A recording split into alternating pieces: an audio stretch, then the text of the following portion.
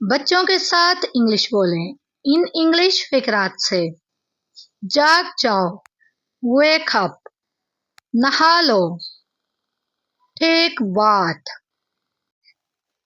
इसे साफ करो, क्लीन इट, इसे पकड़ो, होल्ड इट या होल्ड दिस, दोबारा कोशिश करो, ट्राई अगेन, खुश हो जाओ, बी हैप्पी, मेरी तरफ देखो, लुक एट मी, और कुछ, एनीथिंग एल्स, और कुछ भी नहीं, नथिंग एल्स, एहतियात से काम लें, बी केयरफुल, यहाँ देखो, लुक हियर, ये लो, टेक इट।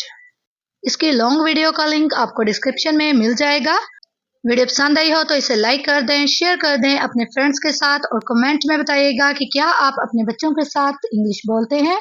मज़ीद इंग्लिश सीखने के लिए मेरे चैनल को सब्सक्राइब कर दें। See you again.